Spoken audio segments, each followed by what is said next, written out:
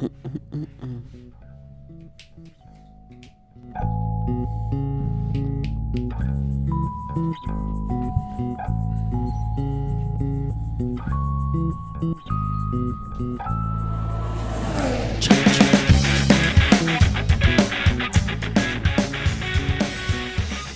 is Thursday, September 8th, 2016.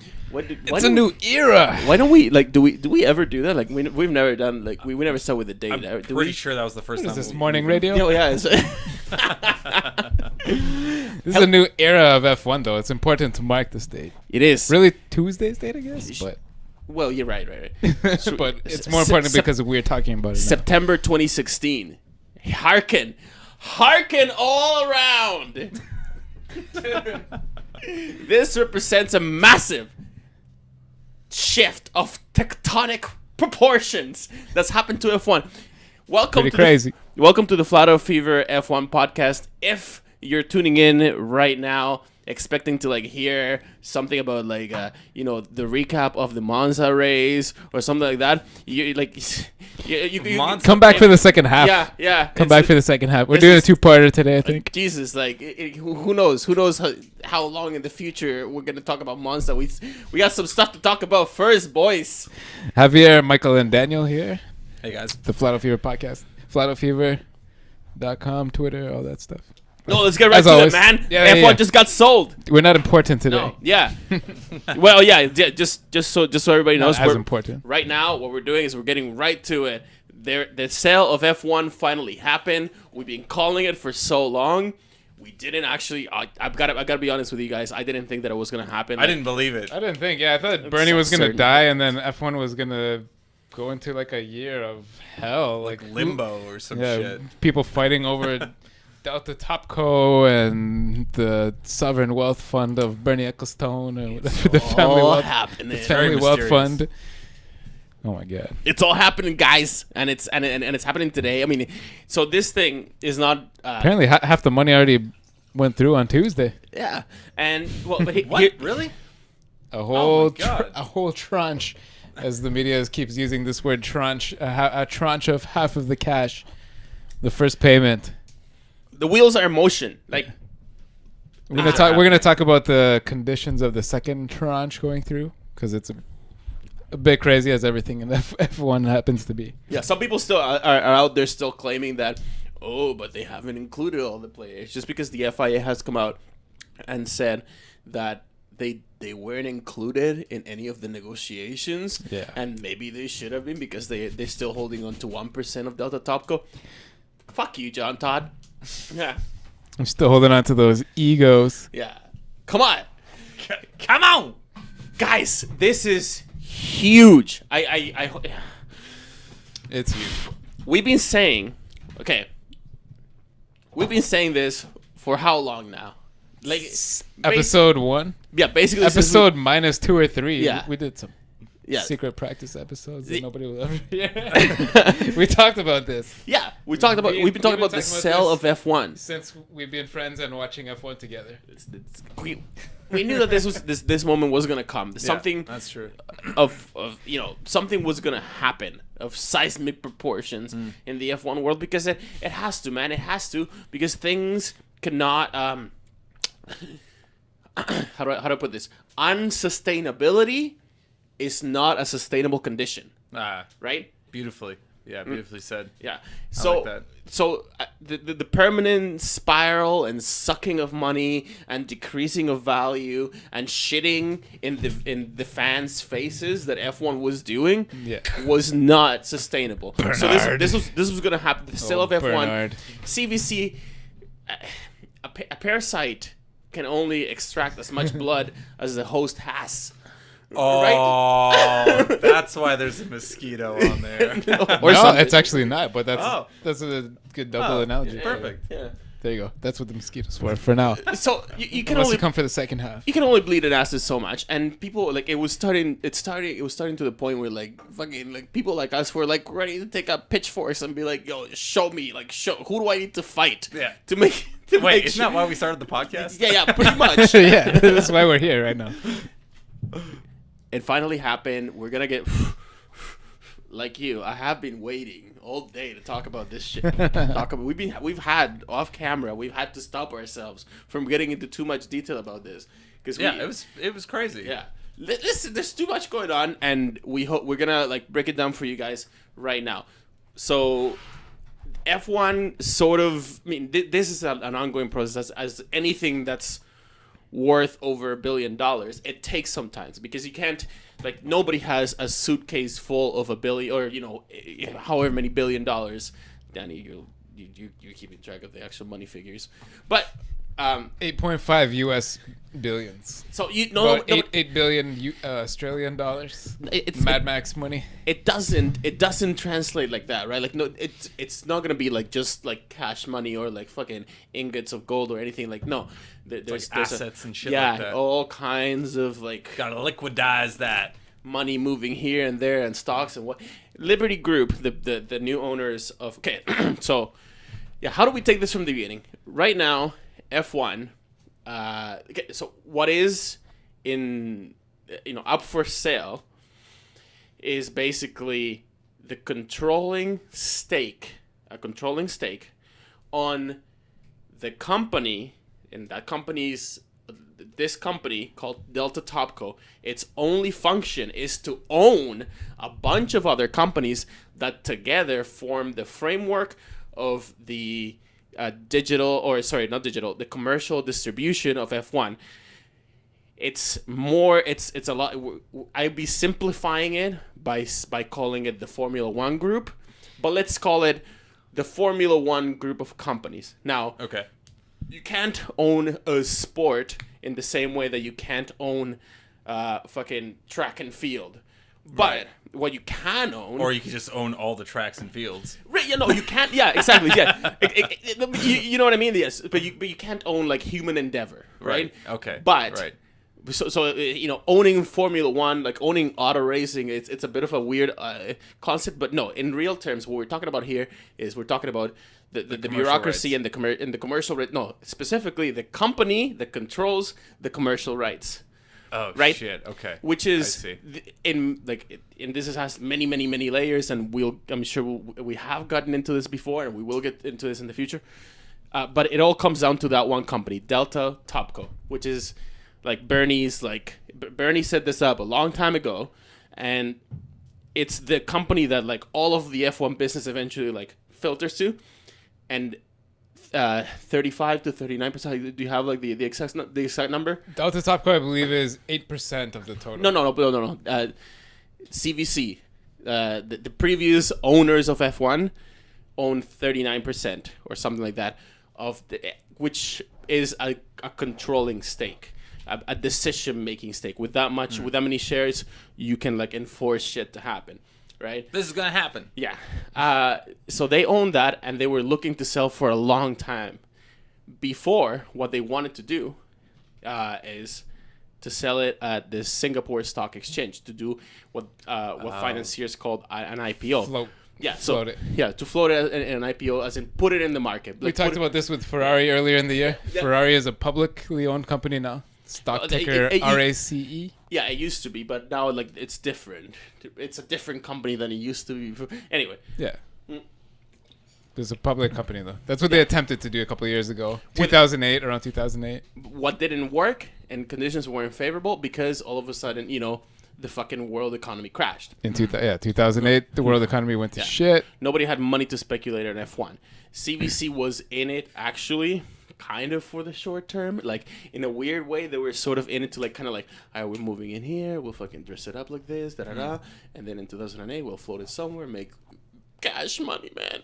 But because that's what CVC was. CVC is a company that not a lot of people like know about or know what they do, because what they do is simply that.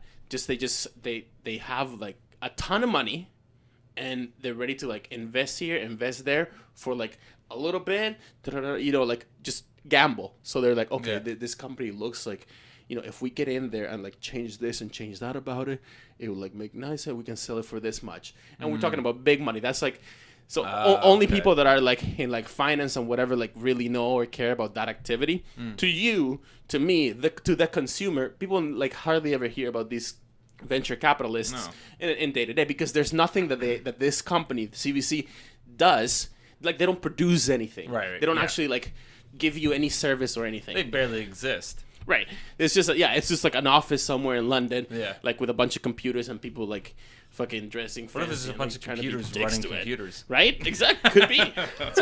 Up until the sale, CVC held 35.5%. There you go. That's somewhere in between. Like it's okay. So 35, which is a controlling stake with that much. They originally purchased though, I believe a 48% share in 2005, November 2005. But they sold a little bit to a few other, Waddell and Reed, BlackRock, and Norges Bank, which is the Norwegian sovereign wealth fund. Yeah. So the country of Norway owns 7-8% of Formula One. Tiny bit, but that's not enough to make a decision, right? No. Those are you're sitting there like. And the thing with Delta, as we were just talking about Delta Topco, there's some kind of crazy agreement, as everything with Bernie is some kind of crazy agreement, that those Delta Topco shareholders have the voting rights that essentially, even with only 8% ownership of the whole of Formula One, has some inordinate amount of control over the decisions of the whole racing series. Absolutely. Which is ridiculous. So, scale that to what happened recently and what's going on right now. So, like Tuesday, CVC couldn't sell F1 back in 2008 because the world was shit and nobody was investing in anything. They could have sold it, but they decided not to. No, they decided not to because they could have hold it till now and make more money. If your job is to make to take a pile of money and turn it into like a substantially bigger pile of money, into a mountain of money. The ones with the dragons on it. Yeah. If you just take that little pile of money and turn it into a slightly bigger pile of money, everybody's gonna think that you're not good at your job because you're not turning it into a mountain of money. Right. So selling F1 at that point would have been this would have just kind of like looked weird in the portfolio. Like questions would have been raised like, so why'd you sell it? Because for that alone. What they decided to do since 2008, is basically being like a fucking. So if you can't sell the asset, bleed the asset, and that means like that it's as fucking disgusting and predatory as that sounds. Like literally, just try to suck as much life out of this product as you can. Keep it alive. You want to keep it alive. You want to keep it going until like maybe there's like a bit of time. Circumstances might change. Right. We might, until we figure out what to do with it, just try to like suck the last little cent. So which is how we got here in this podcast, and all the fans in the world who are still fans. You probably all the fans who aren't fans probably became not fans in the last couple of years since this time we just mentioned. The sport has been being bled. It's now sold. And these new guys have to call up the blood bank, I guess, get a few vials and re-inject it. Which is what they've promised to do. But this sell is a commitment, and that is what I think that is very, very important to notice about this sell is that they're not just buying it in the same capacity as CVC bought it to just make a quick buck. You know, like how real estate agents like sometimes like they'll like see like a house and like they'll buy the house just to like fucking pay somebody to repaint it, and change the countertop, and then you make 30-40 grand in a couple of weeks. Right? Yeah. So so these people, Liberty Media, like the terms and everything about this agreement points in another direction. It points as they're not just going to flip F1 like a CVC was planning to do, but they eventually didn't because et cetera, et cetera. They're actually like in it for the future. And yes, they are. They haven't actually come out and publicly say this, but this is where we come in. We're going to connect the dots. They have publicly said this. This is... Well, I mean, but everybody publicly says that. Everybody says... No. Here's their 5 selected... opportunities that they've observed. What's going on? Where's that come from? Oh my god. Sorry, that's my laptop. I was like, what? That's not us. Let me mute this. Here we go. Here's the 5 stated ideas. Oh my god, what's going on with this computer? All right, anyway. Sorry, man. Sorry, I fucked up. Okay, so computers. Liberty Media now has entered into an agreement to buy. It's basically what this means. They haven't like outright bought the whole chunk or whatever. They just agreed on a sum, agreed on the responsibilities of each party, and like with it, like it could take years for like the entirety of the money or shares or whatever financial instruments that they're gonna move around. Okay. But once everybody signs on it, it's done and it's happening, and they can basically start acting as bosses as soon as like tomorrow or something like that. You know, like, it's gonna be like the springtime next year. Yeah, I know, but they're gonna start to get the gears going and like make sure that like everything that they need in place is in place. And that mustache dude better put Bernie in his place on day one, or he's gonna have some fucking problems. Let me talk to him about that. Let me talk to you about that. Here we go. Before we move on, it's like two Sith lords like meeting. That they're not related to each other, or like like they don't share like a Padawan or like some sort of apprentice, and they're just like, yeah, there's like a stare down. They're just like, nah, I'm taking you over. I'm gonna be the Sith Lord. Wait, no, don't confuse Chase Carey and John Malone though. Oh, okay. Chase Carey's the mustache. He's the new chairman. John Malone's the money man. He's the dude that owns Liberty Media. He's the Sith Lord. He's the Sith Lord. He is known as Darth Vader in the business world of cable media. Yeah. Oh my god! In the world of billionaires. But sorry, before you continue and before we pull away from this, under the heading of opportunity to develop the sport for benefit of all stakeholders, including fans, teams, partners, and shareholders, Liberty Group says that they will increase promotion and marketing of F1 as a sport and brand, number one. Number two, enhance distribution of content, especially in digital. Number three, establish broader range of commercial partners, including sponsorship.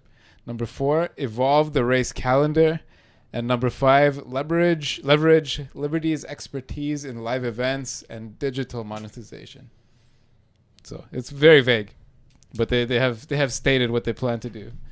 And those 5 things, it should be noted, we've noted this every week since we started this show. Bernie Ecclestone doesn't even know what those words mean. He doesn't understand. He doesn't understand anything about that. Yeah. What are these? You want to put Formula One on the internet? Oh, no. You mean blood Shut sacks. them down. Shut them down. Shut down their website.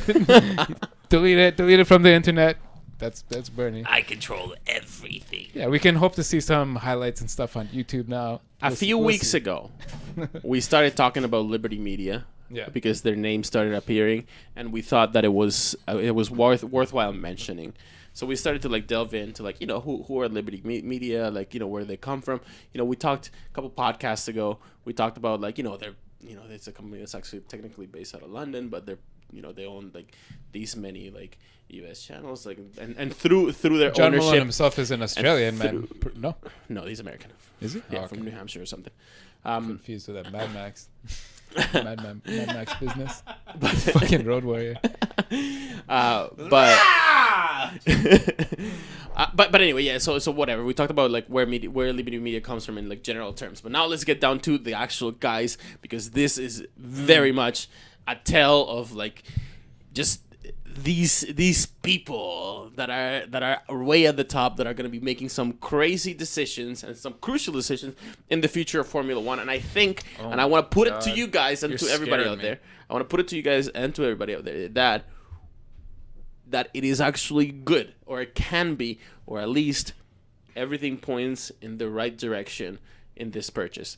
I'm not worried about this at all. I think it's great. Yeah, I think we can agree on that. Yeah, so it is great. Now, so here's what they did. So through a combination of like whoever, like, you know, shares or whatever, they're buying Formula One. This is actually happening, and one of the things that they're doing is that they're changing the board by bringing Chase Carey. All right. Okay. Actually, hang on. Before we get to that, so CVC finally agreed to sell F1 for like Danny, you have like the actual numbers. Let me tell you this. Yeah. So this is, I have open from libertymedia.com, the official press release that they put out. I'm going to read you a little blurb of it. It's a little in a business legalese, but it's understandable. The consideration in business terms is, the consideration is a wad of cash. The consideration is the wad of cash. The consideration comprises cash and newly issued shares in the Liberty Media Group's tracking stock LMCK, and a debt instrument exchangeable into shares of LMCK. Okay, The transaction price represents an enterprise value for Formula One of $8 billion and an equity value of $4.4 billion. Concurrent with the execution of the agreement to the effect of the acquisition, Liberty Media has completed... Thank you. Liberty Media has completed the acquisition of an 18.7% minority stake in Formula One on Tuesday for $746 million, funded in cash, entirely in cash, which is equal to an $821 million in consideration, less a $75 million discount to be repaid by Liberty Media to selling stockholders upon completion of the acquisition. Prior to completion, CVC funds will continue to be the controlling shareholder of Formula One. So don't forget that for the rest of this season and into the decision-making period of next year, CVC will be controlling F1 because for now, I'm sure we're going to talk about this in a little bit, but there's all kinds of international law in the countries that these companies all operate in, CVC, Formula One itself, Liberty Media, they all have to approve it. International law has to approve it. And that debt instrument, the stock has to be approved, first of all, by the shareholders of the Liberty Media Group who are getting an opportunity to sell before this goes through. It's a crazy deal. They're taking about half of their total controlling stake now and taking the other half on completion of this deal once all the worldwide regulations are worked out. There's so many deals, and the thing with international sports is that even if you have an entity that exists in one country, because you have so many stakeholders internationally, there's like Swiss law that you have to satisfy, at least like French law with like dealings with the FIA, etc. It's a mess. The FIA lawyers are gonna be like there's a team of lawyers out there that's just salivating because they're gonna be making so much money out of like actually working out these deals over the next how long. We've talked about the European Commission, who is investigating Formula One right now. First of all, another point which is a conflict of interest is what you already mentioned. The FIA owns a 1% controlling share of Formula One. But you can hardly call that a controlling share. That 1%. But they have a 1% share that they control, which is, they're already complaining about not being included in these businesses. Absolutely. It is on the international scale. It's a conflict of interest. It's small, as you said. It's small, but it's there. And it has to be worked out before the rest of this money goes. Which is. It's so big. So two things that have been making the rounds, I think, of F1 news around is that Bernie is going to stay on for another 3 years. At least. For now, yeah. And that's as the CEO. Yeah. So Bernie will still be the CEO of the Formula One group or of FOM. Mm-hmm. And the other thing is that now the teams are going to be actually also made shareholders as part of this new deal, and I think that is brilliant. Yeah, there's not going to be any more. Mr. Haas, Gene Haas, took a deep breath this morning. That was probably a political move. Last week we talked about that was a headline. If it's a headline, it's there for a reason. Yeah, he said that. It might have been good for me to buy one of these existing teams and start my own, because in the first year, like, he has to finish. And if you finish in 11th place, as Formula One stands right now, you get $0 in prize money. Yeah. You don't get any money. Okay. I think that's something that's going to change. Oh, yeah. Under that, if every team's a shareholder, except it only makes makes a reason to show up every race. And a reason to teams make it work. Teams don't have to go 21 races this year. And a reason to make it work. All right. Now here's. Yeah. Stop arguing so much about bullshit. I'll definitely come back. We'll definitely come back to this later. But another thing that is crucial that they said is that they want to bring they're treating the fans as a stakeholder in the sport, which we most definitely are. And this is what we've been going on about for so long, is that the fans and the fans' opinions has to be taken into consideration, because the fans cannot be being shit on all the time and freaking ask for you can't just shit on your fans if you're a sport, and then like keep putting races the next week, and expect them to line up again, and could I please have some more shit, sir? Yeah. Like, you can't. That's. But it's one of those things. Like, even like you eat enough shit, you get used to it. That's true. And like, that can be one of those things. Learned helplessness. Yeah. Like that kind of shit. Yeah, it's very real. Okay, so let's go back. But I'm not saying people shouldn't revolt or anything like that, because they should. Yes, and they ought 100p. 100p, bud. Okay, so now let's talk about what's happening. John Malone, so Liberty Media, the Liberty Media Group is basically like the person in charge, the person that built that group is John C. Malone, referred to some back in the day as the Darth Vader of cable television. This was due to apparently his uncompromising stake that he had in his dealings with cable television in the States, and just the way that he did some of his early deals. But I actually want to point out that came out like early on, like before he had a revelation, and I want to talk about that in a minute. Revelation. He had a revelation, man. I'll get into John C. Malone in a minute.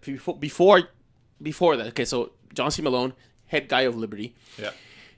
He's coming in by bringing his company as part of the as a new owner, in the same way that Donald McKenzie, the previous the guy that runs CBC, was involved in F1 in some way, shape, or form, just simply by owning him. Yeah, there's John C. Malone. But crucially, as far, so Bernie is staying as CEO, but crucially, John Malone is bringing Chase Carey into this operation as the chairman of the board. And first, I thought, chairman of the board, Bernie's still gonna be the boss, and whatever. Until I started to get a little bit more into it. But pull up a picture of this guy, Chase Carey. In the official release, the official wording is Chase Carey has been appointed by Delta Topco, but don't forget who controls Delta Topco now. Well, the thing about you don't know about Bernie is that you think his puppet strings only go down, they actually go up as well. No, fucking right. Yeah, buddy. I can't wait to see how. So all these guys' pictures. Look at all this. The podcast can see your screen right now. Yeah, can see that. All these pictures. Look at this guy. Look at buddy over here. As a businessman, look at him. He looks like he's got the. Pull up that full body picture of this. If you're listening to this, on your drive home or whatever, Danny, describe this guy. Dude, he looks like he invented a gun. He's very American. Yeah. Like the most trustworthy guy. Look how charming he is with that mustache, the bright blue eyes. He's got the newspaper in hand. He's got a name tag on in that photograph. Well, I was no, but he he may as well be with a mustache. Okay, so that picture of him. Look at the one down to the right. Go down like 2 levels on the very right. Look at that. Look at this guy, man. Yeah, there he is. Okay, now imagine him beside Bernie Ecclestone. Look at Bernie with his squinty face and his thick glasses and liver spots all over his face and yelling at people and talking in nothing but sarcastic sentences. He's ridiculous. This guy, he's gonna rip that mustache out of his own face trying to deal with Bernie. He's not gonna nothing. I kind of think, like, as optimistic as I am, I'm really happy. Like, this guy's history is fantastic. It's unbelievable, and now he's the chairman of Formula One. I don't know how much he's gonna get done in the next 3 years, though, with Bernie sitting on top of him. But this is what I want to elaborate on, because that's what I thought. Yeah. I want to make it. That's what I thought. This is all I've been thinking. No, man. Okay, so here, let me break it down. Okay, so just like you said, the buddy over here, Chase Carey. You want to give him a big hug. Right. He's one of the few people that I've ever heard being described as avuncular. Avuncular. Avuncular. What does that mean? Apparently, it's just in the research that I was doing, like while I was looking up this guy, I stumbled upon a video of like some dude from the Financial Times, I think, calling him avuncular. Avuncular apparently means like an uncle. He's like an uncle. He's like Uncle Chase. Right? Yeah, Unky Chase. Unky Chase. So he's and that's apparently like the vibe that he gives, but also that's just apparently also what like how he's like. If you talk to Buddy over here, he's just gonna. For sure. Look at that photo. Look at that photo. Come here, man. Like, let's do this. We had a comment that says Vince Libera. He says he looks like a villain from a costume drama in a Shakespeare story. Like with a cape. He does. Now, Chase Carey, I want. Let's pay attention here because I'm gonna take you on a journey, okay, of Chase Carey and why I think that he was extremely, not just passively, as I thought before, but extremely influential in actually working out this deal. Let me roll up my sleeves. Roll your sleeves up? Yeah, please Okay. do. So, Chase Carey, he was involved.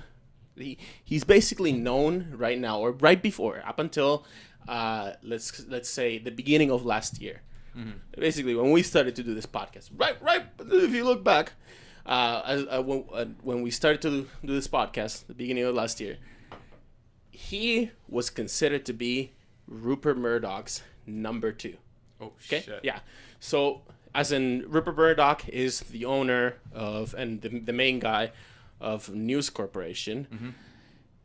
which owns, among many things, many newspapers, but crucially, 21st Century Fox and all the Fox News networks in North America and around the world, and also around Europe, Sky and all the Skynet, Sky B and all the Sky networks. Okay.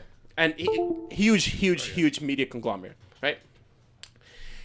And he was for so long thought of as number 2. Now let me delve a little bit more into this guy's career, because he basically started in News Corp as like, mid-management, whatever, and he actually worked his way up and up and up by basically being a great negotiator, kind of like Bernie, but in a different approach as Bernie, right? Like, as you can see, like in an avuncular approach. So yeah, I just looked that up. It's not avuncular, like he's like a noun, like the noun is vuncular. It's a one word, avuncular. Avuncular, yeah.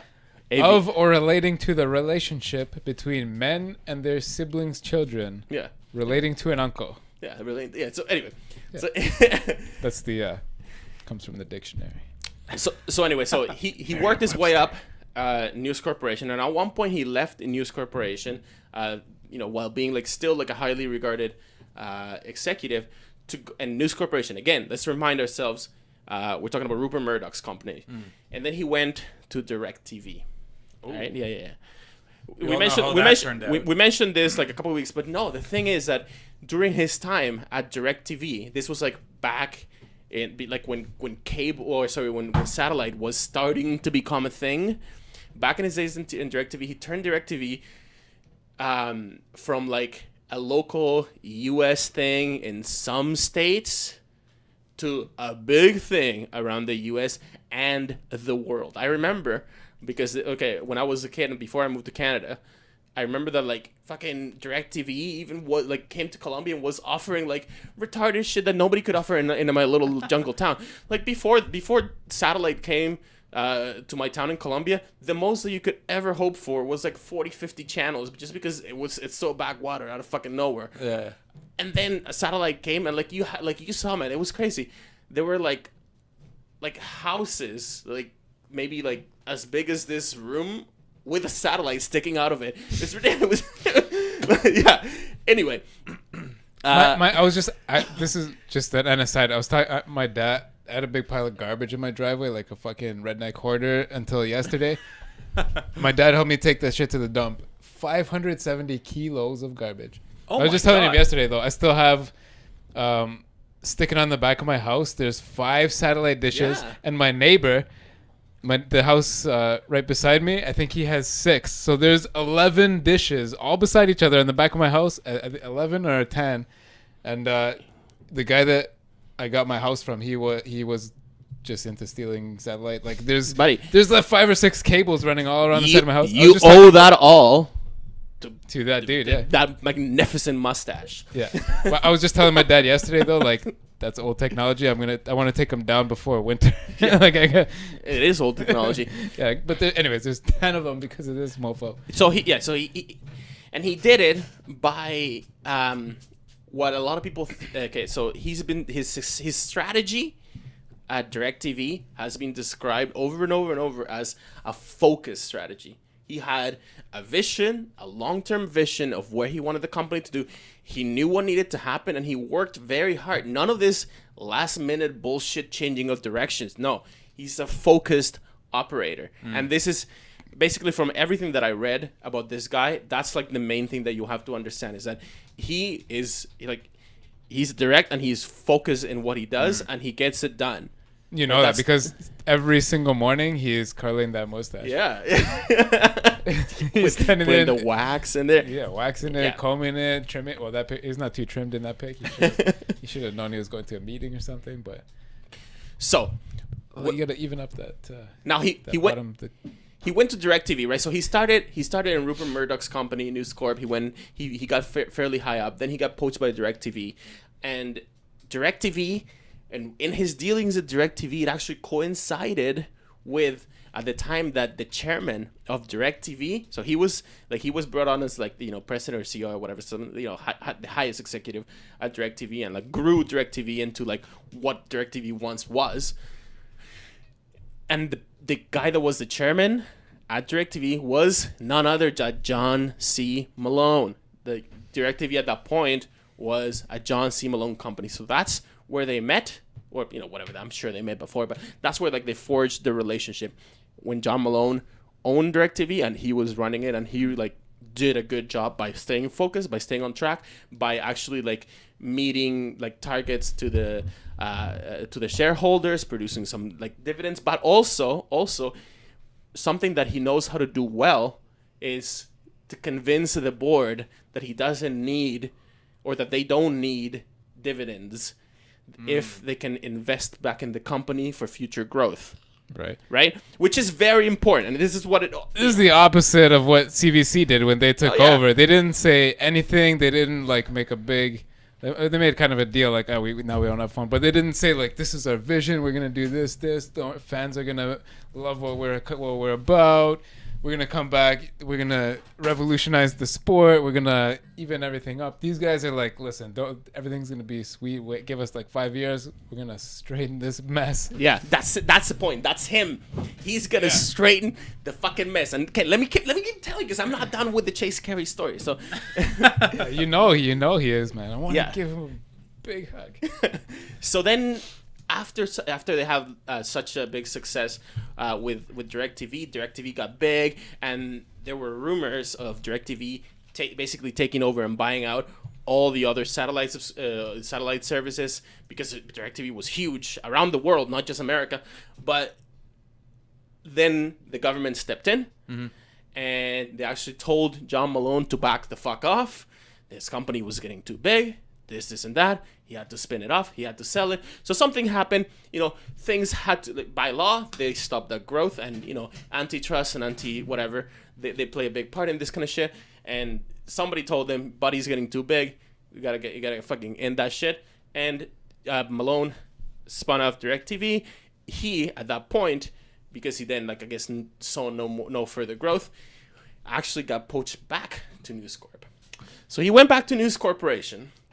Then, now having proved his worth by raising DirecTV back from the ground. But let's not forget, so far we're talking about all TV experience. This is what he knows. He knows he's a TV guy, right? So then, in 2009, we started hearing reports. That's when News Corporation brought him back, and they brought him back as president and COO. Usually the role of president is, or sometimes shared, you do president and CEO, president and chairman of the board. No, president COO. COO stands for Chief Operating Officer. So the guy that like is kind of ultimately responsible for like the day-to-day shit and like the running of like the company, as it were. Like no accounting, no other like services shit, just running the fucking product that they're serving out there. So he was brought on as president and COO of News Corporation at a time that actually ended up, maybe accidentally, but ended up being crucial to News Corporation. News Corporation then went and got embroiled in a huge scandal. Do you guys remember this? The News of the World scandal, the phone hacking scandal. So one of the News of the World's, one of News Corp's companies, properties in the UK, and this newspaper called News of the World had been under investigation for a long time for doing all kinds of crazy shit, like just horrible shit.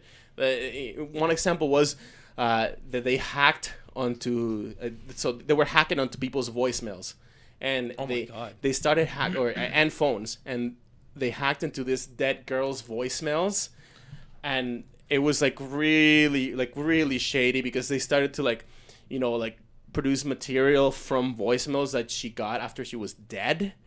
Oh. So yes. It's a little creepy, a little bad. Yeah, that's a little fast forward a few years after that happened, and use a 6-digit PIN on your voicemail if you can. Yeah, no doubt. If your provider allows it. Yeah.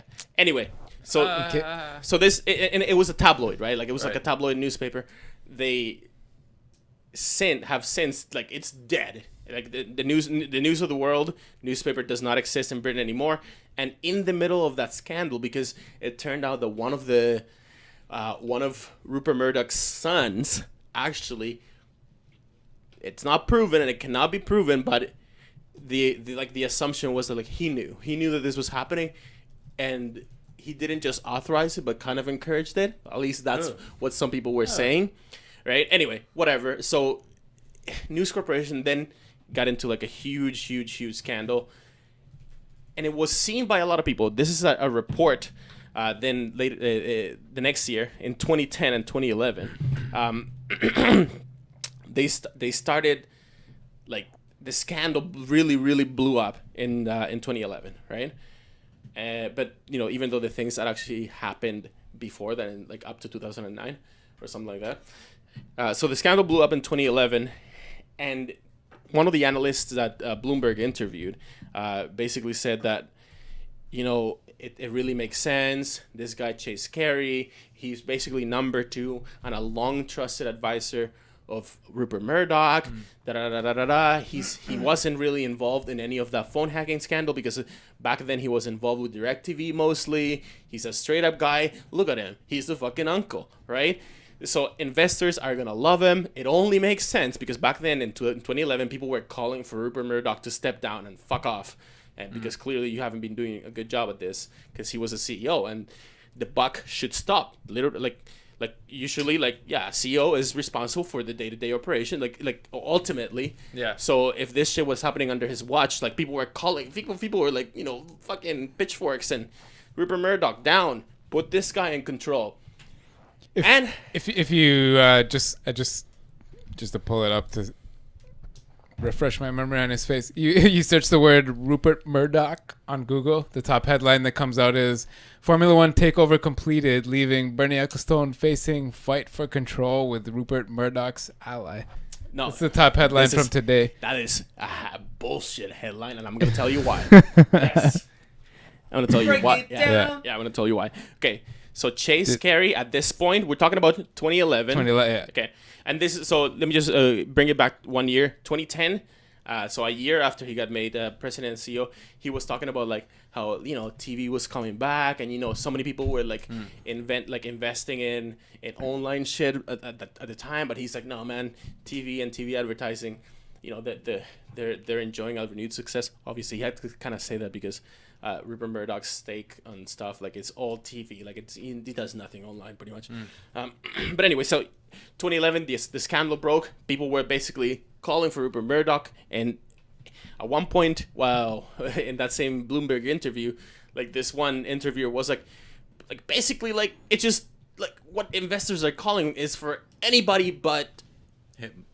Anybody but anybody named Murdoch. So no Murdochs as a CEO of News Corp. Just so, and it so happened that at that point, buddy over here, the avuncular Chase Carey, was the highest executive that wasn't a Murdoch or part of the family. Oh, really? And News Corp. So it made sense, and I put it to you that it made sense to him. He was like, all right, we're moving this forward.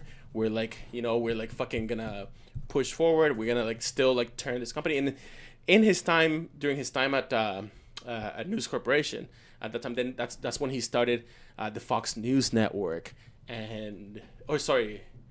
the Fox News Network and things like just basically TV for all, lowest common denominator kind of TV. Maury. Just the whole Fox gamma, Fox Sports, Fox News, right. all that stuff. Red Eye. Yeah, and beefed up the movie studios as well. Oh, I see. Okay, right. So anyway, he did a bunch of that stuff while all this was happening. So he was rebuilding the company. He actually achieved quite a large amount of success. Fast forward that to last year. All right, so we're talking 2015. Okay, so in the middle of 2015, the Financial Times comes and reports specific to 21st Century Fox that Rupert Murdoch had announced that he was gonna retire. So he's like, okay, so I'm gonna retire. I'm just gonna, take up some position in the board. And who does he put as CEO? His son. Who does he put as co-chairman? His other son. So clearly, and this is one of the things that investors specifically, if you had looked at the stock ticker for News Corporation prior to this, they were they were said to be undervalued compared to other companies that did the same thing, media and whatever, big mass media. Their company shares traded at a lower value because it seemed like Rupert Murdoch and that whole News Corp empire, it really favors the Murdochs. Really, he put his family in positions, and that's why that's why it would have been strategic and it would have been good, and everybody thought that it would have been a good idea to bring Chase Carey to the helm, but no, he didn't. And last year, this is when all hell broke loose in News Corp, because they didn't make him the CEO. They made his son, he made his son the CEO, Rupert Murdoch's son, and his other son the co-chairman.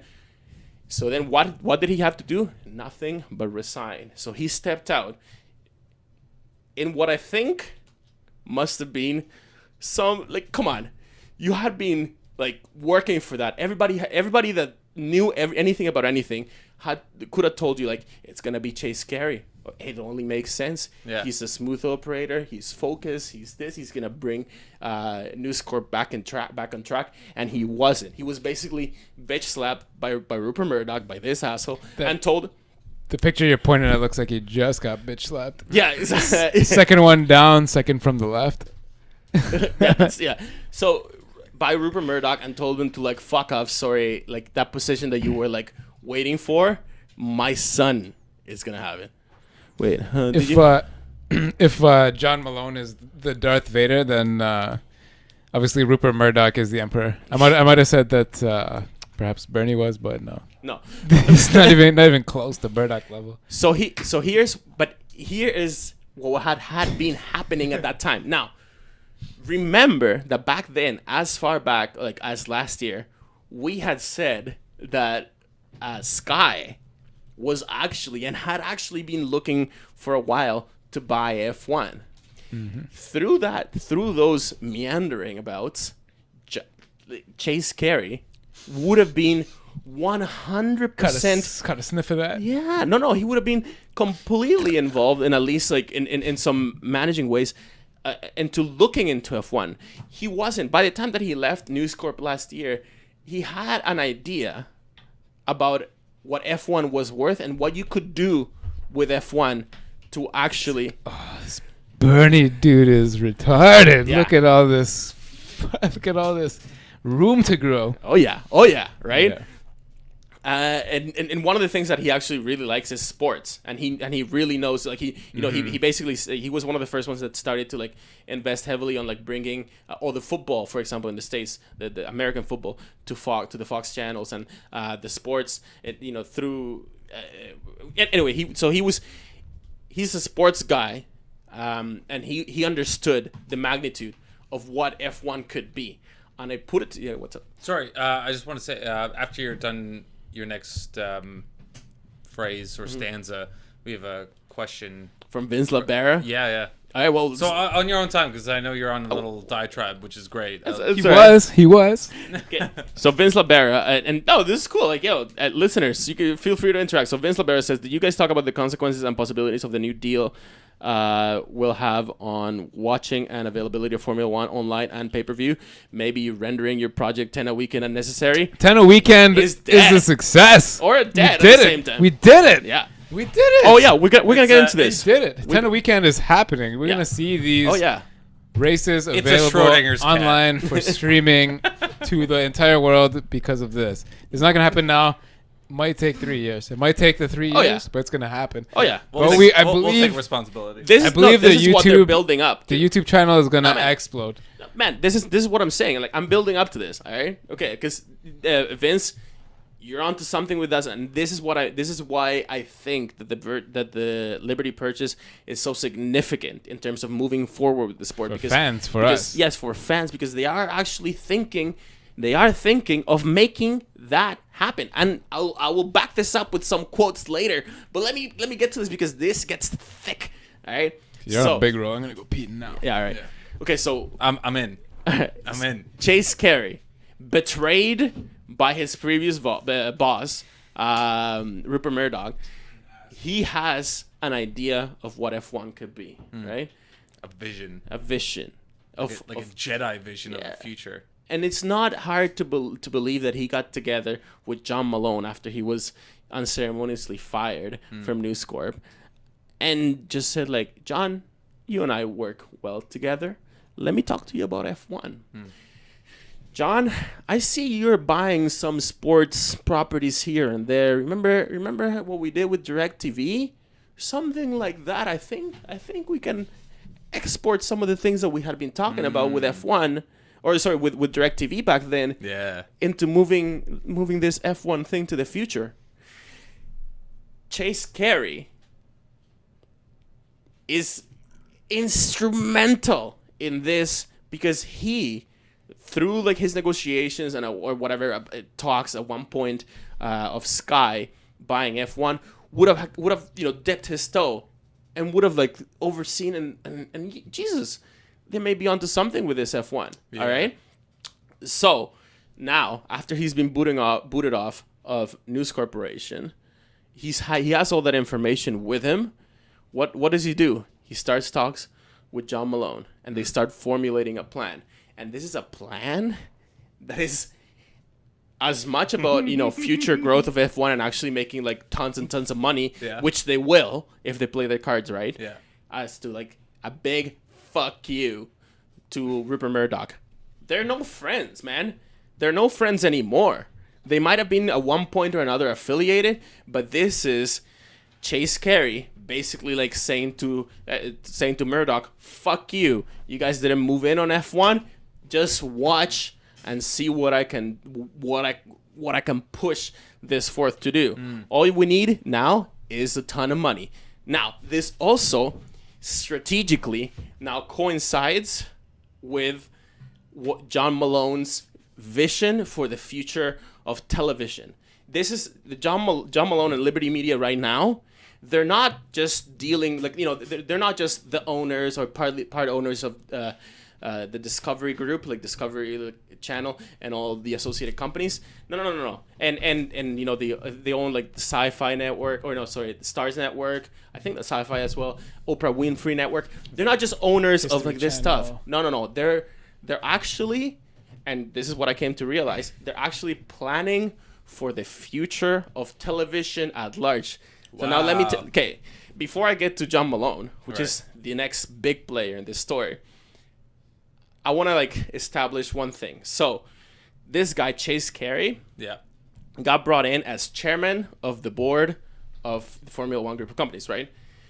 Bernie Ecclestone still remains as CEO, but what does that mean? So what's a CEO versus a chairman? How much influence is he gonna have, right?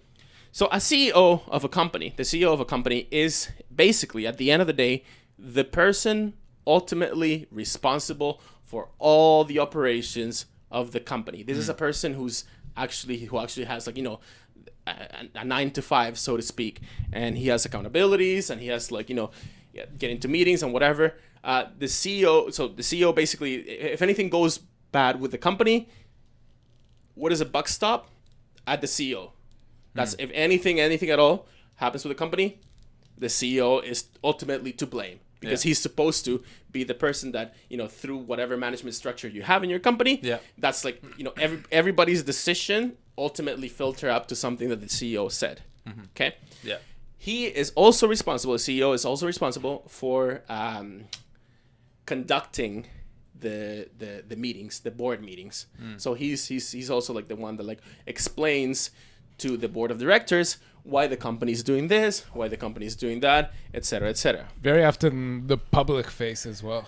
And public face as well, yes, correct. Now, who is the chairman of the board? Now, the chairman of the board is a bit of a tricky role, because different companies have different standards for their chairman of the board. Yep. Who gets the vote? Who gets the talk? Who gets... A lot of... sometimes you can be the chairman and CEO. That happens all the time. Yeah. Okay? Yeah. But the fact that the chairman of the board is going to be a brand new person, that has huge implications.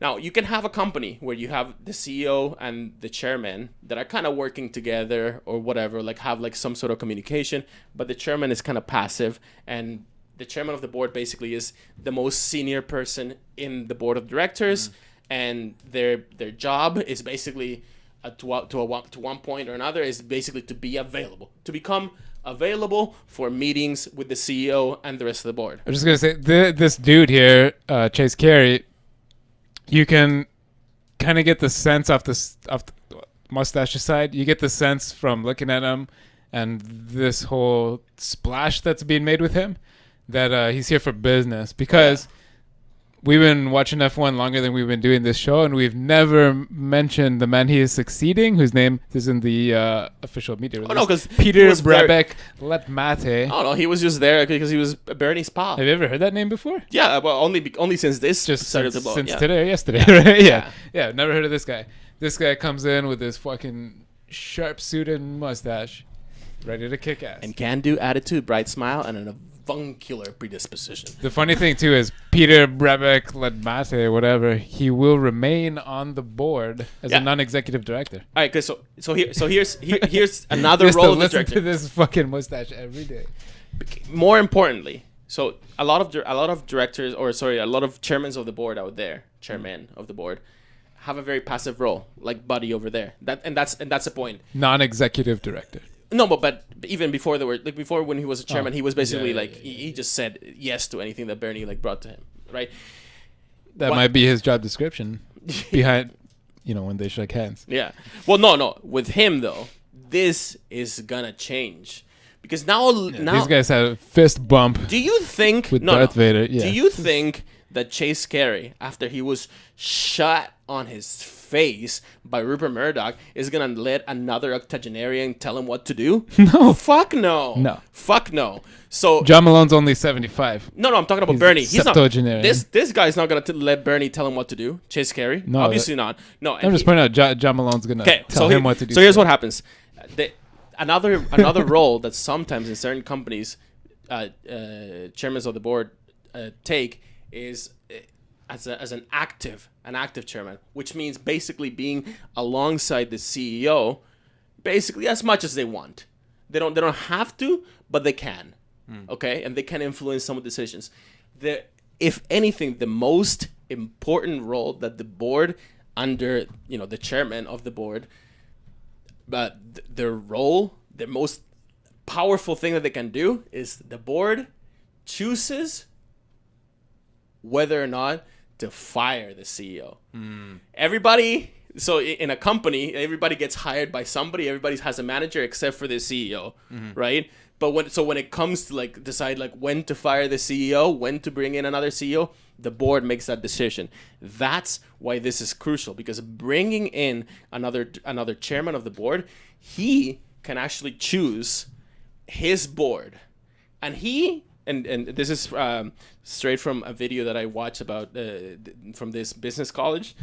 They interviewed this guy that is a very like senior chairman of some company in Germany, and he basically says that if you want to be an active chairman, you can bring in new people, and you basically like you're there to make sure that upper management of the company that you're chairman of is sticking to the plan and is doing what they're doing. You're there to bring in the heat to Bernie. In that sense, it's very analogous to being like the president of a company or of a country type of thing, or the prime minister or whatever. If people don't like what you're doing, your board, which would be like the electorate, whatever your country has set up. Like Brazil just had the president impeached, right? Yeah, by the Senate. Yeah, so it's kind of like a Senate. In that sense, their country is set up, and the Senate people were getting pissed off, and the senators were like, okay, we have to do something about this. Let's have a vote. They voted out the president. But also, you're not doing a good enough job. We need somebody else to run this ship. But you can choose. But here's the crucial part: you can choose to be an active chairman of the board, and.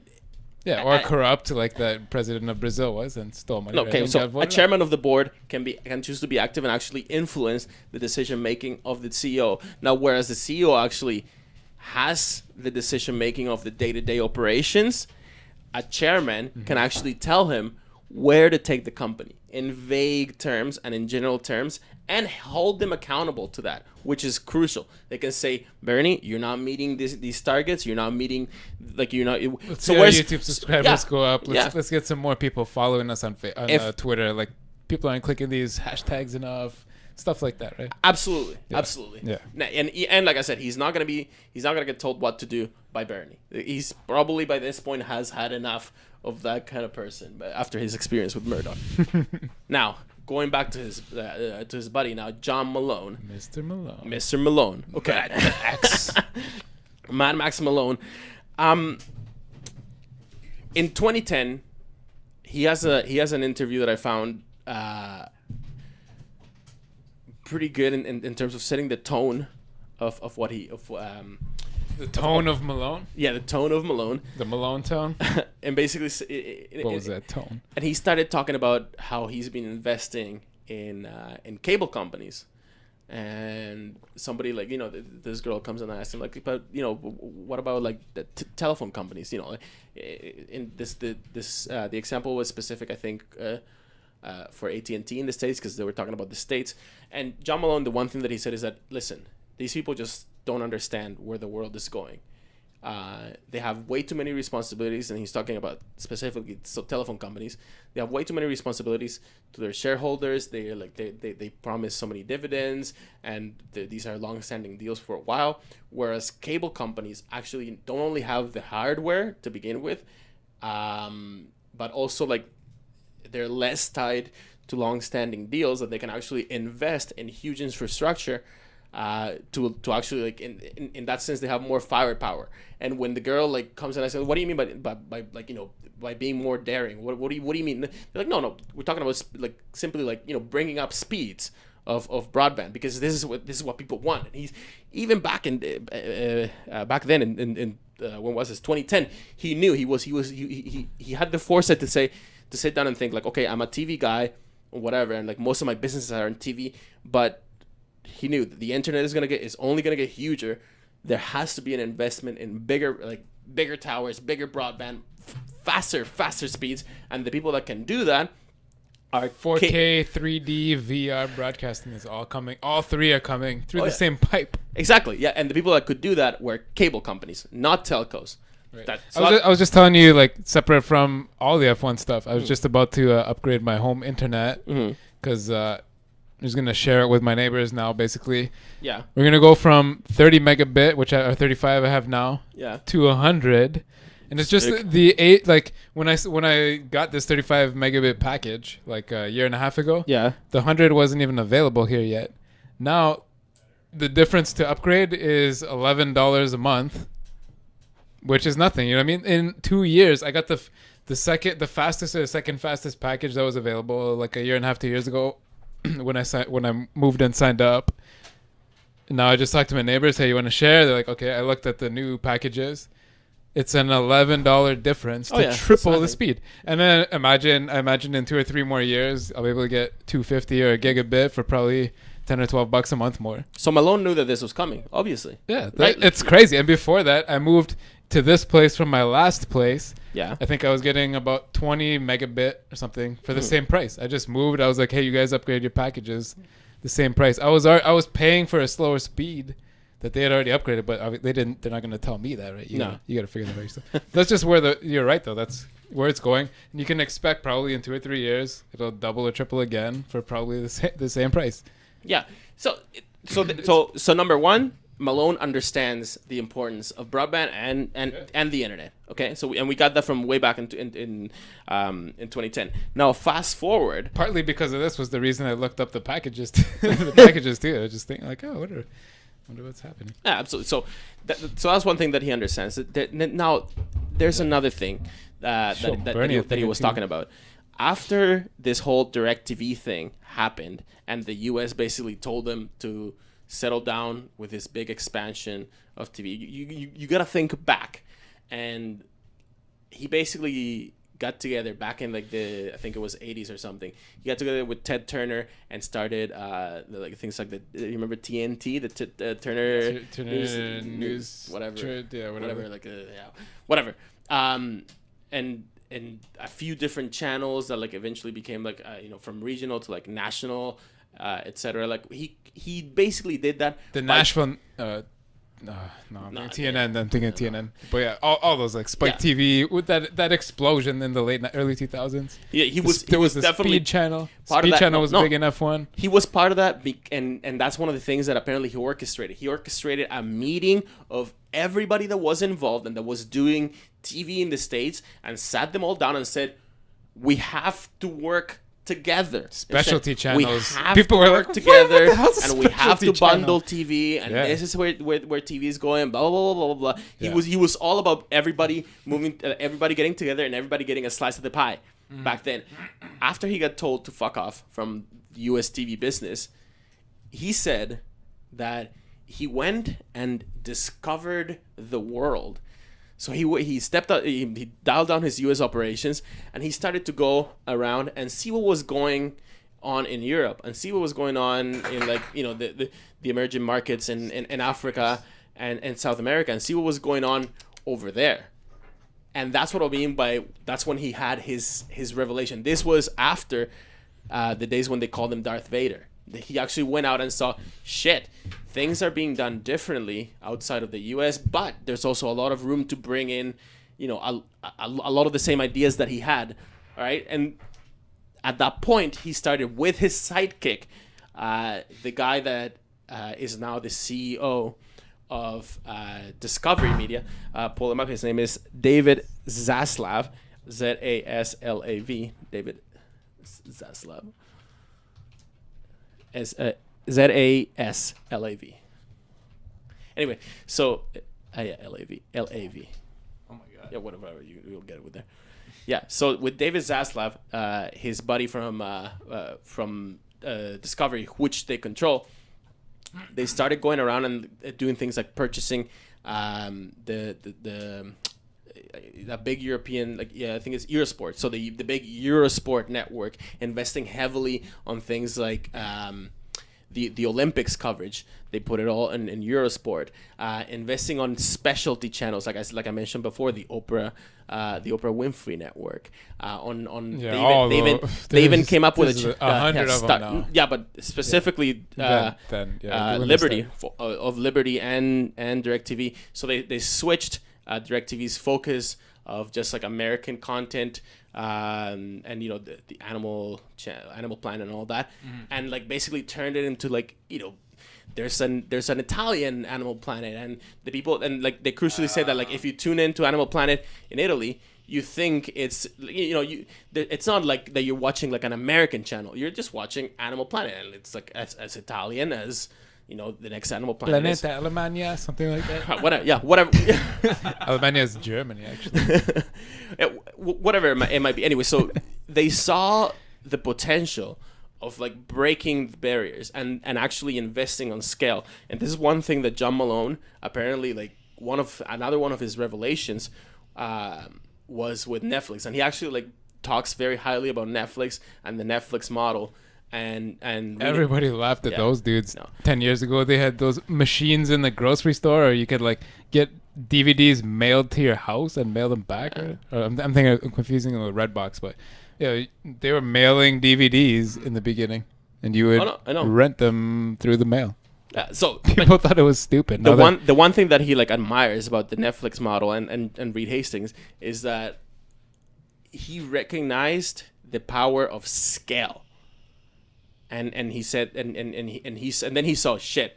No, what we're facing right now is a world, and like John Malone then like came to a conclusion. The world is changing, and we can no longer. And there's something he says we can't see anymore. You don't just like tune into a channel, or you don't just like go. Like people aren't just going to like let's go to this brand, this channel and see like what kind of content they have. They want to go straight to the content, and instead of thinking of individual TV shows and individual TV programming as part of like say the Discovery brand or part of like the Sci-Fi brand or whatever, no, it's intellectual property in its own right, and it has to be treated as that, and it has to be adaptable to the random access model, as in Netflix. You got to be able to. That has to be able to like to be portable enough to like be brought to the next level. Like the on-demand sort of style of right. Like no one wants to wait a week for another Star Trek episode and original content. Yeah. So this is the other big step that they need. This is what they did, and their brilliance since then is apparently so. This and now this is from a Vanity Fair interview dating from last year, so from 2015. This is from 2015, man. They said for the past 4 years or so, since we had that realization, basically, we've been focused on going out there and getting basically stuff that appeals to the super fans. That's the name that he has for them. That David, what was his name, Zaslav, has for them. But really, what they mean by that is niche programming. So they went on a limb. Them, you mean us? No. The super fans. No, we are the super fans. We're the super fans. As the super fans. Yeah. So he says no. What we focus is on getting, getting that kind of niche programming, because, and this is crucial.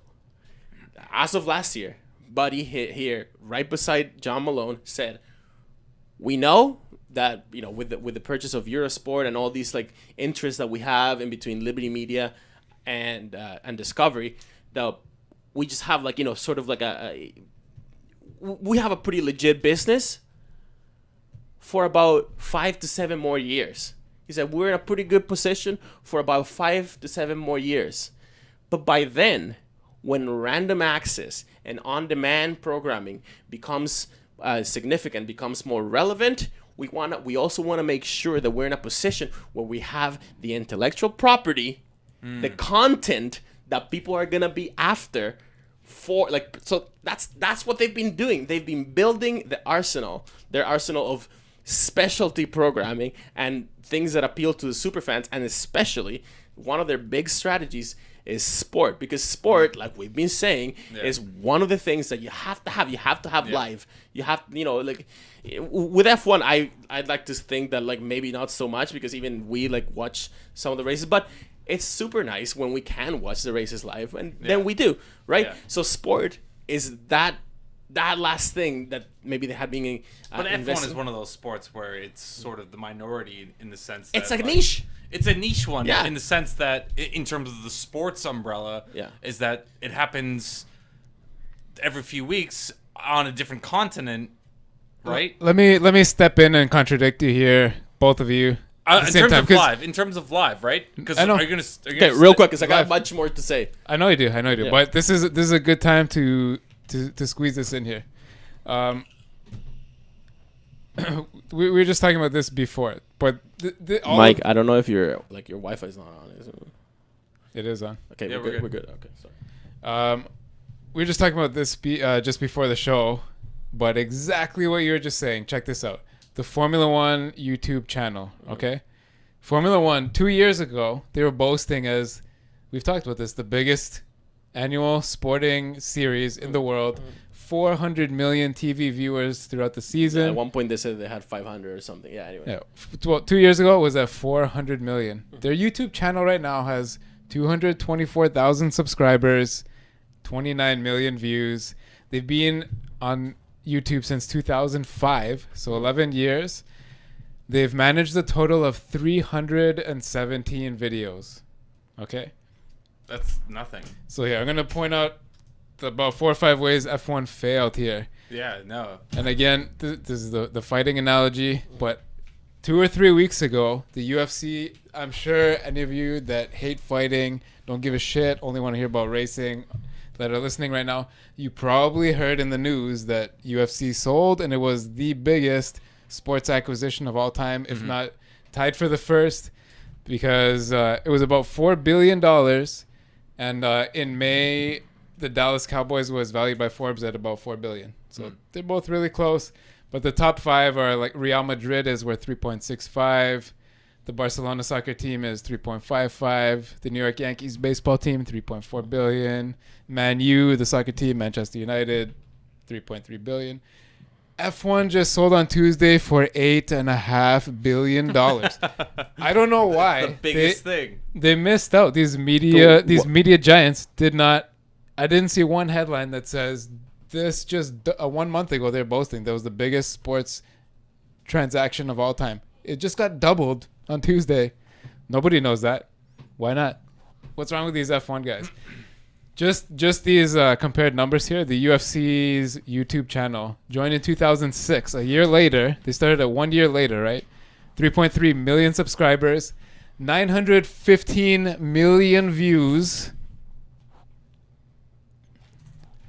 and a total of 4,956 videos. Okay, how does that contradict anything that we were saying? That the Formula One's not doing any of this. Okay, but we're not talking about Formula One yet. All right, anyway, yeah, so... but they just said that they're doing all this. They missed that. They're not doing it. That's a problem. Yeah. So what I don't believe they even have 5 to 7 years is my biggest point right here. No. They just with their businesses before F1. This is an interview. Outside of Yeah, no. This is what I'm saying. From 2015, they said right now, like in their many like businesses, Liberty Media and Discovery said we have like a good reliable business in place right now to last 5 to 7 years, and this means like all the TV channels that they have, the Oprah Winfrey Network, etc. So I got extra excited because I thought you meant they're saying F1's 5 to 7 years. They don't have 5 to 7 years of F1 at this rate. I hope the thing. Yeah, they do now. They do now. Okay, yeah, exactly. I'm still confident. So they said that with this was a justification for buying all this different like niche programming. F1 only fits in that so well. It's a niche programming, and it's something that they can grow. But this was before the purchase of F1. They were basically saying, TV is only going to be around for 5 to 7 years more. Like TV as we know it, the broadcast, the cable television model is going to be around for 5 to 7 years. That's it. After that, people are everywhere are going to be demanding random access and on-demand shit. And when that happens, we gotta be ready with the content to satisfy that niche and satisfy that need. That's how they justified their purchase of things like ramping up a huge investment into the Olympics in Europe, the things like the French Open.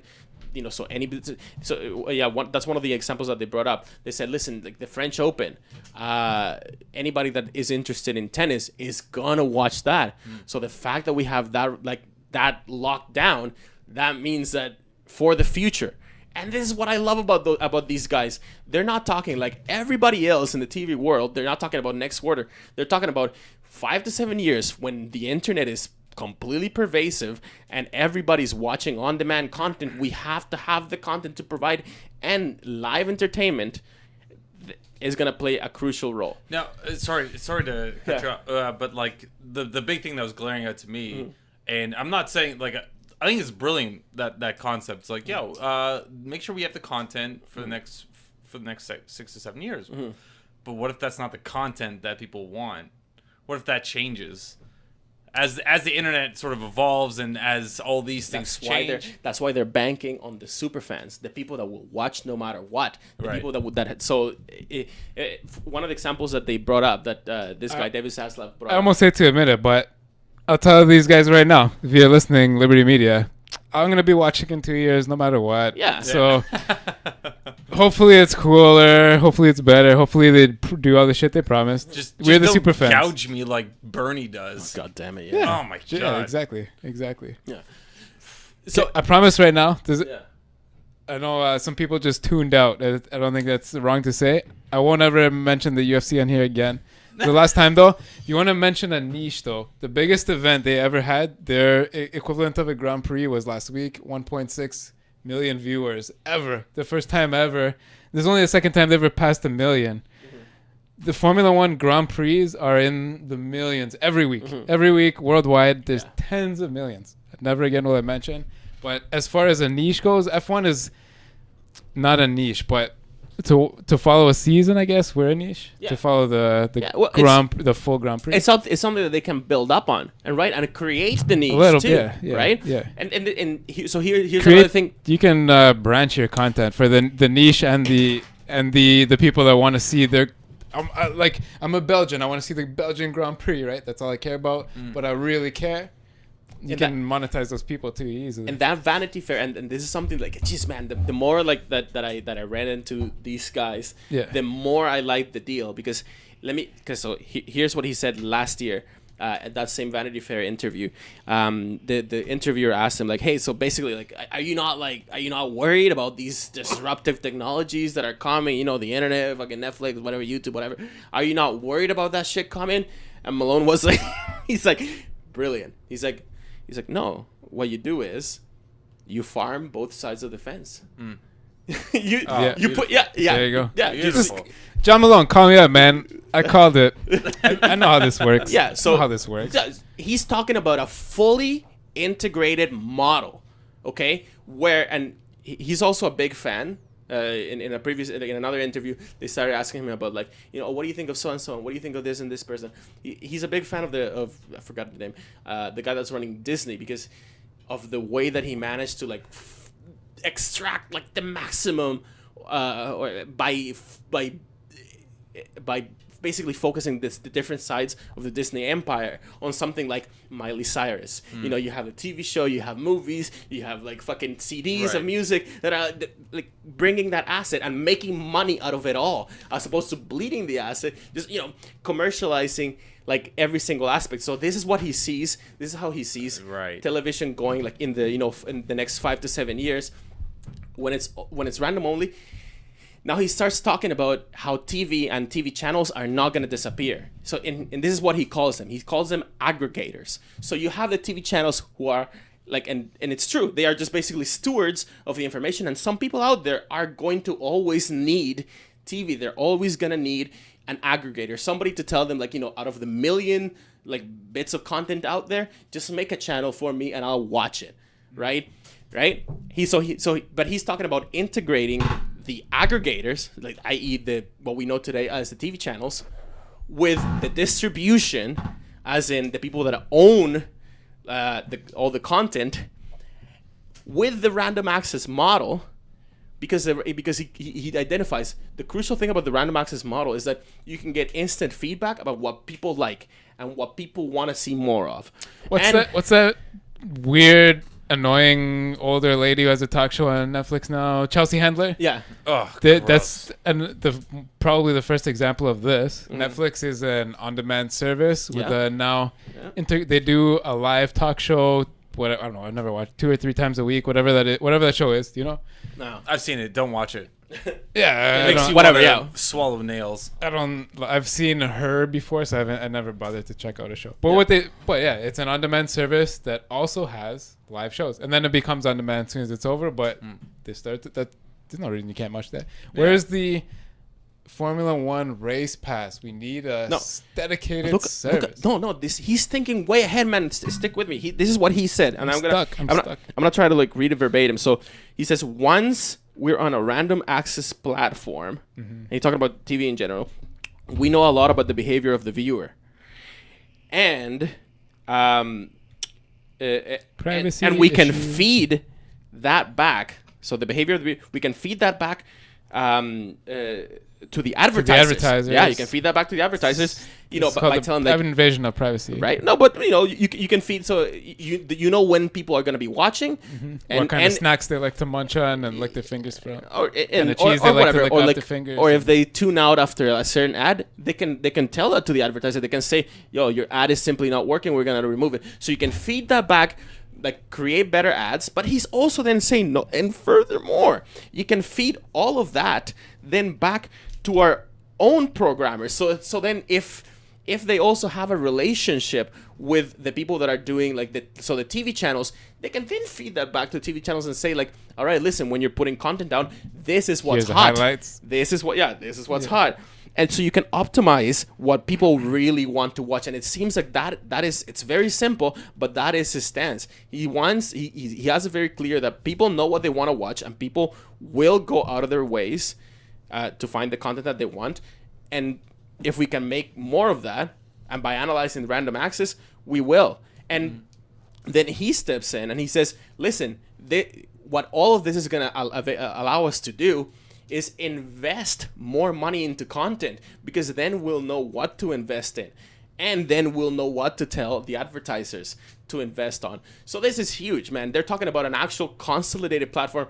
The other thing is, though, it's at the end of the day, it's not that big, because we've both been talking about this. A certain group that just promised they wouldn't talk about it anymore has been doing this for 2 years now, and so as we've talked about, baseball, soccer, football, every sport that exists in the world. Hockey that has a world league. Malone, F1's catching up. Malone at one point they're saying it like it's a revelation. It is to us. It is to us. Malone at one point when he was basically asked, listen, if you were allowed to do anything, if there was no problem with like these regulators or whatever, if you were allowed to do, what would you do? And he basically said, listen, I'd get everybody together, and I'd force everybody to come up with a universally available platform where race pass and he said that he said it basically but he's talking about everything. He said that includes HBO, that includes Stars, that includes everything, every content out there, make it available. And if somebody wants to tune in and watch and just watch like they call it linear, if you want to watch linear, as in if you want to watch just normal like good old TV with the ads and everything, that's there. But it's tracking the ads that you watch, and it's tracking your usage. And if you don't want to watch that, if you want to go straight to the content, you go to the content, and that has its its own ads, like in one way or shape or form, that are easier to track, and you can monetize that activity for anything and everything. If you notice on Netflix TV shows, like any of their original content or original movies or something, if there's a scene that somebody goes to a bar, somebody buys beer, somebody drinks beer, etc., it's a Bud Light. It's a Budweiser or Bud Light. You'll see like there's a scene of like somebody, like could be any show. A guy's like pissed off sitting in a bar. There'll be like a Budweiser sign flashing behind him. 2 people are having a beer in the afternoon. Whatever. You see a lot of content placement on Netflix. Like they've been on top of that. The crucial question, according to this guy, David. I'm sorry for everyone listening. You're never gonna not notice the beers again. Yeah. Every time you watch Netflix, and if there's Budweiser again. And if they're drinking, they're gonna be drinking a Coke. Yeah. There's like a bunch of products that you just see in every show on Netflix. I think in Chelsea Handler's show, like not her weekly show, but the one that she had about drugs or whatever, like she also did a couple product placements. Anyway, that's just that's just where things are going. But like just one of the things. If anyone wants to place any products in this room, we're open. Yep. Yo, look at all this space I have right here. FlatoFever.com. FlatoFever@gmail.com. Sorry, could I just one point? Yeah. No apologies. As much as I love this and I do, and I think it's great, but like we're talking a lot of advertisement, and I've been noticing, like, I know you guys aren't on Facebook, but I am. And what, sponsored content getting error? Yeah, but not even that. But like content that's like shown to me based on what I've searched and actually bought on Amazon or any other thing. Oh yeah. And like that is scares me. Yeah. Well, I don't know why that's a question mark, but it does. VPN, make your purchases incognito or with a VPN. Right. Yeah, but I mean, like, use Facebook okay, with it. Right. Just turn off Facebook. Delete that account. Delete all your pictures one by one. Check off all those. It's gonna take you like 3 hours because they're. I'm not gonna do that. I'm not. Like, just keep using Facebook. I am. Well, because it's useful and it has its uses. Yeah. Like, I'm not saying it's innocent. It's definitely not perfect, and it's definitely creeping into my life. But like, advertisement can be scary. Well, absolutely. In that sort of a sense. Did you guys see a few days ago that SpaceX and other Falcon 9 exploded? Yeah. You hear what the payload was? No. The payload was built in Israel for Facebook satellite. And it was going to hang geostation, as far as I know, going to hang geostationary over Africa and provide free internet and data access to Facebook. A bunch of Africans to Facebook for in exchange for what? Bunch of ads. All of that shit. Yeah. But it blew up on the launch pad, and it's going to take a few months to rebuild it. Why are you laughing? Don't fucking laugh. Nobody's laughing. I'm going to get assassinated by Mark Zuckerberg. The point There's that I a see, drone sitting upside my house right now. Oh, yeah.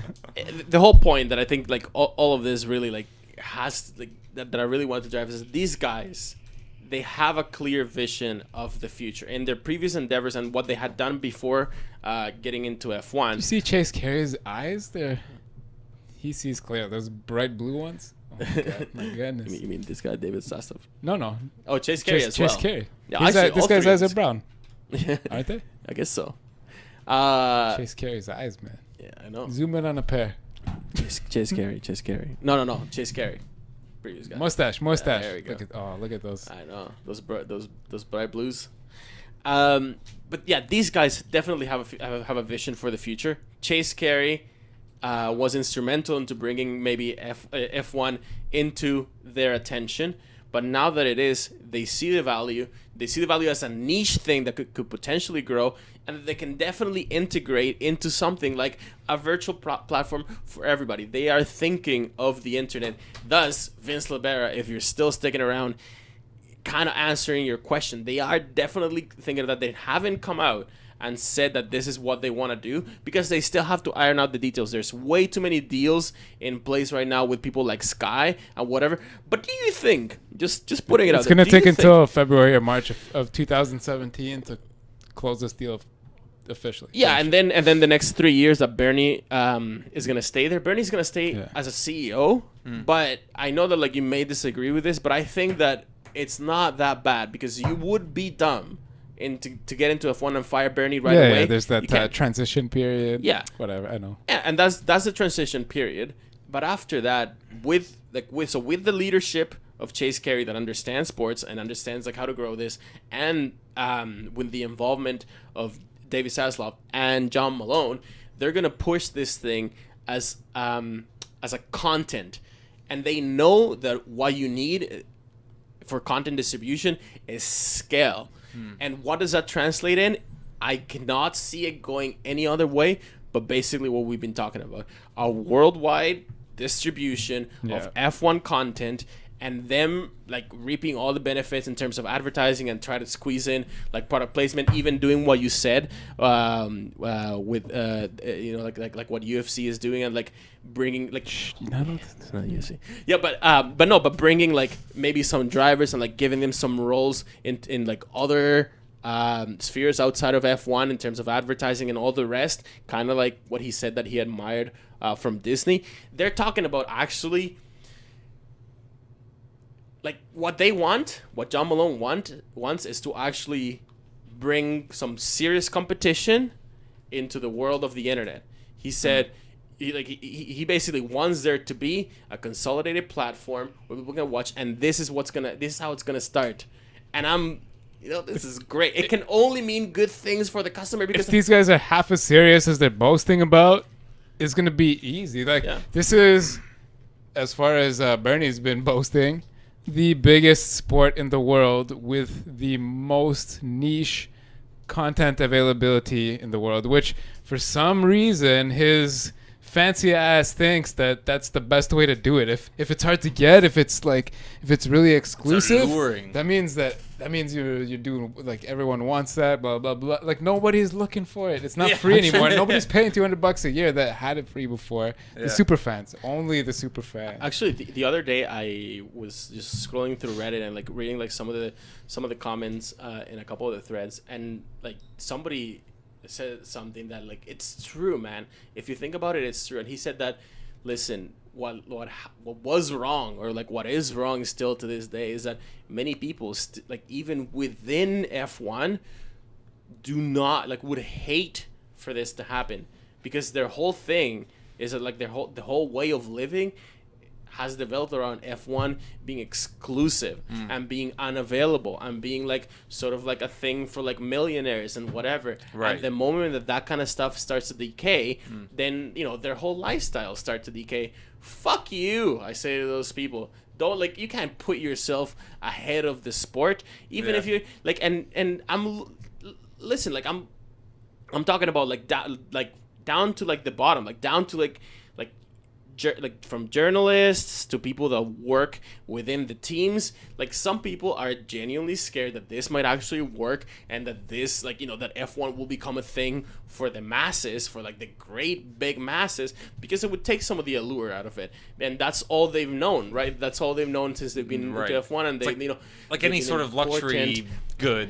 Right, where like Prada bags or like some sort of clothing line. But F1 is not that. F1 is entertainment, and for entertainment, and that's crucially what Liberty Group is trying to say, is that, or what they've been trying to say, is that entertainment is just intellectual property. Yeah. And eventually, if the consumer wants your intellectual property, they'll come and seek it. If they don't, they don't. So you have to put it out there to just grab anybody to monetize even like the smallest interest. And that sort of is in line with what we had been saying before. This is how we started the 10 a weekend. We went through every sport and saw how many subscribers they had, how many views they had on YouTube, and how many videos they had. And the ratios between those were insane. Like, F1 was nowhere near the game of online content. The lowest, shittiest contented sport online, I forget even what it was. It was like maybe Formula E was, the numbers were triple as a ratio to F1, like the smallest racing series right now. Final UFC mention here. Hey, you can talk about whatever you want, man. I know, but people don't like it, and it's not F1. But just the comparison, because of the sale that just happened. You look at their YouTube page; they have it looks like 53 or 54 videos in the past week posted on their YouTube page, which is looks about 8 or 9 hours of content, all for free, all exclusive. Formula 1's YouTube page, in the last week, they have 6 videos, and it's about 12 minutes of content. They haven't posted anything since 2 days ago about Felipe Massa's proud career. 2 minutes of content? What the hell is that? Garbage. Nothing about the sale, nothing about the new owners, nothing about the old owners, nothing about... They should have done a 50-year history of what we just purchased, what we're going to see in the next 50 years. The Bernie Ecclestone story. Yeah. Like, anything, man. They haven't done anything. Yeah, they're so uncreative, and we can only hope that these people...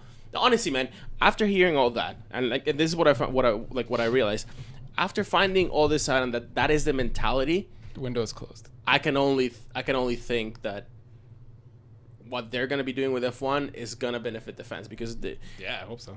There's no way that if what you want to do is to ramp up your like online presence and to like ramp up like random access distribution of content, you can't do that without offering some sick features to the super fans. Yeah, we've been saying for the past year, like, we've done nothing but steal every race for our whole lives. Allegedly. Yeah, I guess when I used to VCR them, I guess that wasn't technically stealing because I recorded all the commercials too. Like, there were breaks in that you had to watch. But that at the same time, would be willing to pay for some of this content, man. Yeah. Like, It's wrong. That fighting league I can't talk about. $8 a month gives you access to triple what they have on YouTube. The entire history of the sport. You go for in the F1 sense. You should be able to watch every race, every qualifying that's ever been recorded in history that's available. So going forward, what do you think? Like, so I've seen like a lot of good things. Now let's do like a couple of like bad things that you think that could come out of this sale. Yeah, I've been trying to be positive, man. I don't even know. I don't know. This guy Bernie's not going to get along somehow, but looks like legally this guy's got the upper hand. You know what I think? For now, at least, or whatever. You know what I think is going to be like the negative thing? Is that there's going to be a period in time of probably about 3 years when what's going to happen is that everybody's going to need some adjustment. Yeah, and for sure. Right? And so many people are going to start to there's usually going to be a lot of negative news coming here and there because eventually what if they carry this through to the full completion, there's going to be a lot of pissed off people because, for example, Sky is going to lose a lot of their hegemony. And so it's gonna piss off Sky, and Sky dominates a lot of the opinion. Especially they were in the running to buy this whole sport. Exactly. So Sky's gonna be like all butthurt about it, and they're probably gonna start to generate some like stupid news. So there's gonna be a lot of negativity coming out of this, and like probably anything that they do is gonna be like looked down below. And also because let's not forget they're American. And a bunch of British people are not going to sit around and be told what to do by a bunch of colonials. So they just backed out. They told Europe to go fuck themselves. Never mind America. Oh my God. So there's going to be a lot of friction there at the beginning. I'm sure of it. But yeah, I'm sure. Everything that I've found out about these guys, they're going to fucking make it happen. And thank goodness for that. And you know what? I welcome our new overlords. Sure, why not? Can't wait. We don't have to talk about the sale anymore. Yeah. It's all done. Yeah.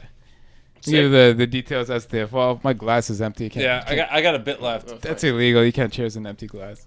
I'm calling the cops, guys. He had a sip. I had a sip. It was delicious. Should we take a little break and come back? Before we do, let's...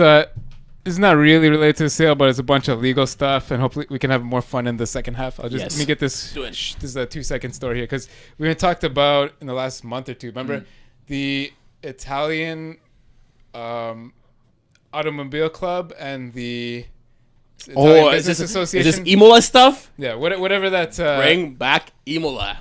Yeah, whatever the whole business was with the club the Italia d'Automobile, whatever the fuck, and.